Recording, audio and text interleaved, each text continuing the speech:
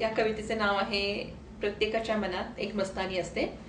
आणि अर्थात बाजीराव मस्तानी या सुप्रसिद्ध गोष्टीवर किंवा इतिहासावर म्हणता येईल त्याच्यावर थोडीशी आधारित आहे ती.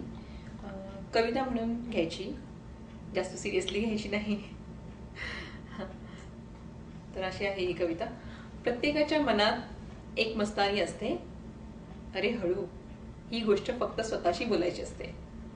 लग्नाची असली तरी ती फक्त बायको असते. आपली मस्तानी कोणालाच सांगायची नसते. लोक म्हणतात हा व्यभिचार आहे, जाणून बुजून केलेला एक अविचार आहे. बोलणारे लोक खोटारडे असतात, स्वतःपासून सुद्धा काहीतरी लपवत असतात.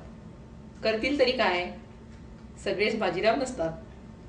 लोक नेहमी असेच वागतात. बाजीरावाचे प्रेम ग्रेट म्हणतात, तुमच्या आमच्या चारित्र्यावर शिंतोडे उडवतात.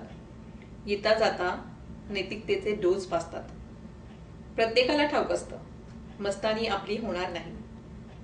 सगळ्यांचेच नशीब काही तेवढे थोर नाही. तरीही आपली मस्तानी जपायची असते. मनाच्या कप्प्यात खोल खोल दडवायची असते. थँक्यू.